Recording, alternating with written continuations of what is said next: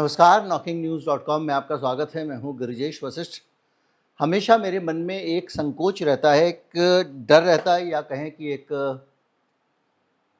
दुविधा रहती है कि मैं जो कुछ खबरें आपको दे रहा हूं, कहीं ये इन्वेस्टमेंट एडवाइस आप ना समझ लें, इसके आधार पर आप कोई इन्वेस्टमेंट ना कर दें, इससे आपको कोई हानि ना हो जाए। क्योंकि मैं इन्वेस्टमेंट एडवाइज़र नहीं हूं और ज़्यादातर खबरों के आधार पर जो नतीजे आप निकालते हैं वो ज़रूरी नहीं है कि आपके इन्वेस्टमेंट के लिए वो उचित जानकारी हो। खबरों को देखकर बहुत सारे लोग इन्वेस्ट करते हैं और उसमें घाटा नुकसान सब होता है। लेकिन मैं आज जो खबर बता रहा हूँ इसका इन्वेस्टमेंट से लेना देना नहीं है, बल्कि हमारी जानकारी में होना चाहिए कि दुनिया में क्या हो रहा है, इसलिए मैं आपको खबर बता रहा हूँ।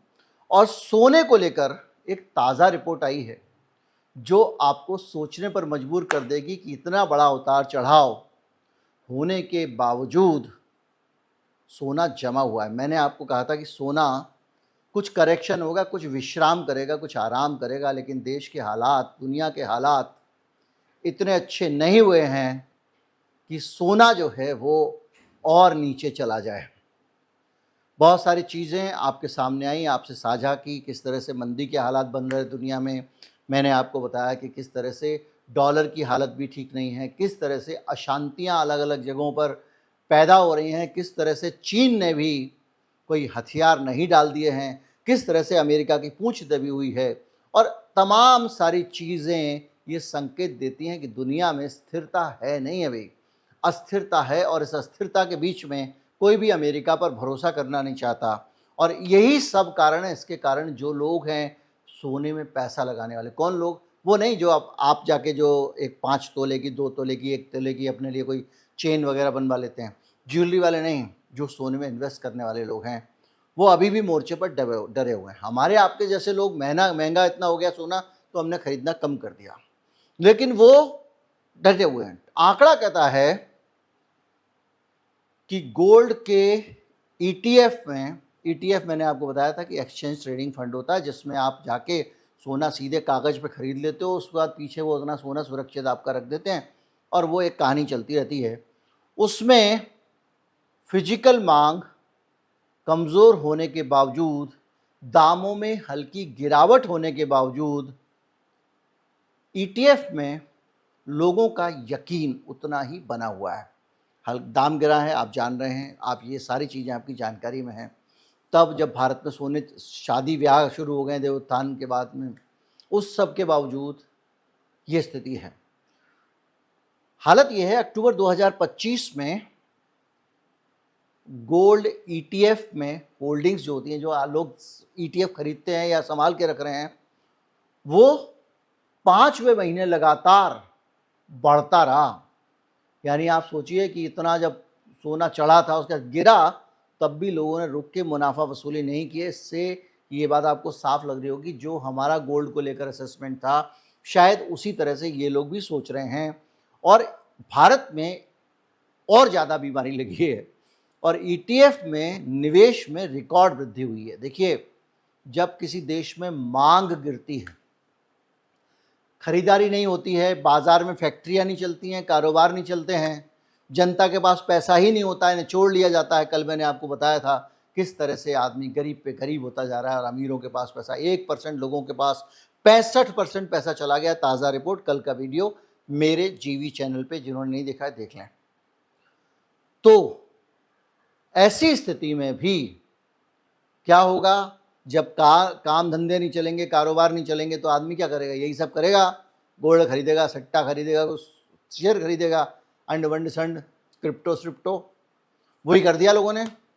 और लोग जब उनको फैक्ट्री में लगा के, दुकान में लगा के पैसा नहीं मिल रहा है तो सोने में लगा रहे हैं। तो भारत ईटीएफ में निवेश करने वाला एक बहुत बड़ी पावर बन गया है और ये हालत है कि वो दूसरे नंबर पर पहुंच गया है।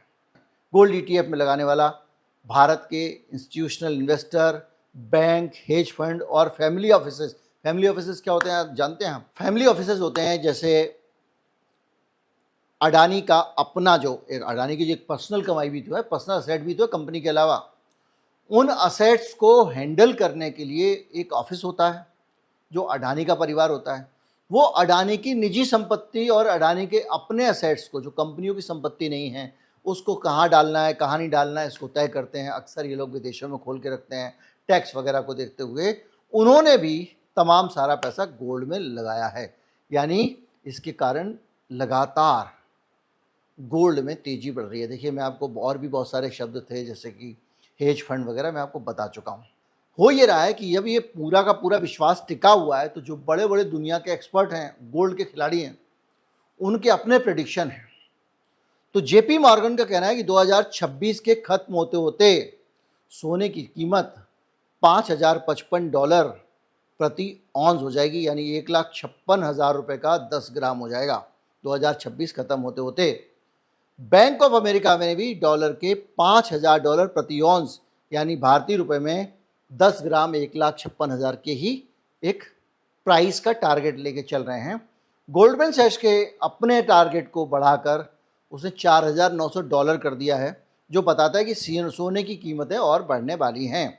मॉर्गन स्टैनली ने 2026 में सोने के भाव में 10% की बढ़ोतरी की भविष्यवाणी की है, जो वैश्विक आर्थिक और राजनीतिक अनिश्चितताओं के बीच सुरक्षित निवेश का आकर्षण बना हुआ है। यानी मॉर्गन स्टैनली ने भी कहा है कि 10% बढ़ जाएगा। अब ये अनुमान क्यों लगा रहे हैं लोग ये अनुमान इसलिए लगा रहे हैं कि अभी उनको लग रहा है कि डॉलर नीचे गिरने वाला है और गिरेगा। क्यों? क्योंकि अमेरिका का जो आरबीआई है, अमेरिकन फेडरल रिजर्व, वो अपनी ब्याज दरें और कम करेगा, यानी जाहिर बात है ब्याज दरें कम करेगा तो डॉलर सस्ता होगा। तो वो एक कारण है। और उसके अलावा भारत जैसे बड़े बाजारों में अब ईटीएफ वगैरह में जो धंधाधुंध निवेश हो रहा है, सोचिए इंडिया के कारण दुनिया में गोल्ड महंगा हो रहा है, उसके साथ साथ फिजिकल गोल्ड की मांग भी बढ़ सकती है। हालांकि जब का ये असेसमेंट है तब फिजिकल गोल्ड की मांग गिरी, जब इतना महंगा हो जाएगा तो कोई अपने लिए क्यों खरीदेगा। अब हालत यह है कि सोने की भविष्यवाणी के अनुसार 2026 में 1,10,000 से लेकर 1,60,000 प्रति 10 ग्राम की रेंज में सोना रह सकता है।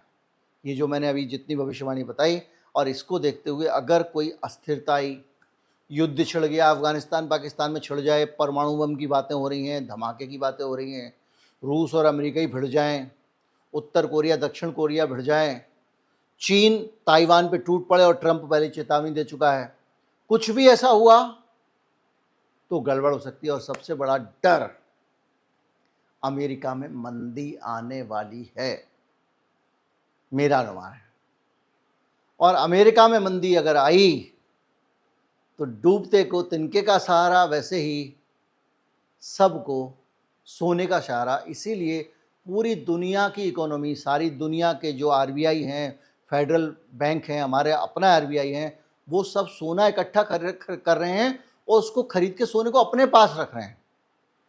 थोड़ा पैसा बाहर रखना पड़ता है, वो उसकी पूरी कहानी कभी बाद में बताएंगे आपको, लेकिन सब अपने अपने घर में पैसा ले आए, क्योंकि अब अमेरिका के साथ जब पंगा होगा तो अमेरिका का भरोसा नहीं, रूस का, वेनेजुएला का, सबका इन्होंने हड़प लिया। और ये सब साथी हैं, अमेरिका, ब्रिटेन तो ब्रिटेन के बैंकों में रखा था, बैंक ऑफ इंग्लैंड में, और वहाँ से पैसा जो है लोगों को उनका सोना नहीं दिया गया। अफगानिस्तान के तालिबान का, अफगानिस्तान देश का सोना दबा के बैठे हुए हैं। तो ऐसे में सब लोग कह रहे हैं भैया इनके भरोसे नहीं रहो, अब हम अपने पास सोना ले आएंगे। तो ये सिलसिला भी लगातार चल रहा है, सोना लोग ला रहे हैं। तो बहरहाल चारों तरफ से ये इंडिकेटर हैं कि सोना जो है उसको लेकर अभी मजबूती रहने वाली है। इन्वेस्टमेंट का कोई भी फैसला करें भैया सोच समझ के करें, दिमाग लगा के करें, या जिसको पता हो उसके बारे में उससे पूछ के करें। ये ना हो कि मैंने आपको कहा बढ़ेगा और आपने ले लिया, पता चला तीसरे दिन गिर गया, हो भी सकता है। हालांकि हमारे अनुमान ज़्यादातर समय तक सही रहते हैं, लेकिन हम फिर भी इतने आप जानकारी तक इसको रखें, कोई योजना अपनी करते दूसरी तरह से करें। नमस्कार, जय हिंद।